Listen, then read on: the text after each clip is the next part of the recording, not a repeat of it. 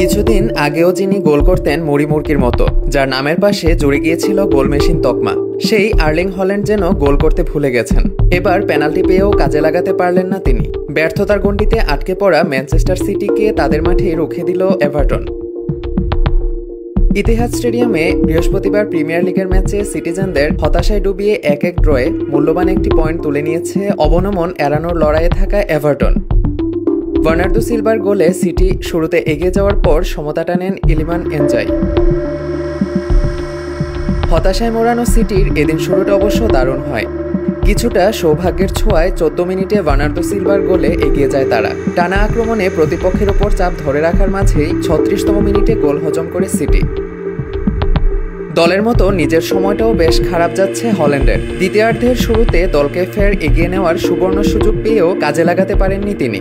51তম মিনিটে তরুণ ফরওয়ার্ড সাভিনিও বক্সে ফাউলের শিকার হলে পেনাল্টি পায় সিটি, কিন্তু হল্যান্ডের নেওয়া দুর্বল স্পট কিক ঠেকিয়ে দেন গোলরক্ষক জর্ডান পিকফোর্ড।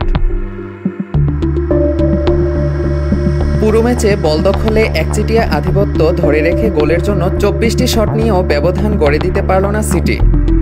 প্রতিপক্ষের বক্সে তাদের এলোমেলো ও দুর্বল সব প্রচেষ্টায় দলটির ভঙ্গুর আত্মবিশ্বাসের ইঙ্গিতই মেলে।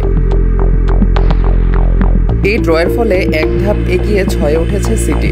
18 ম্যাচে 8 জয় ও 4 ড্রয়ে তাদের পয়েন্ট 28। সব প্রতিযোগিতা মিলিয়ে সবশেষ 13 ম্যাচে তাদের জয় স্রেফ একটি।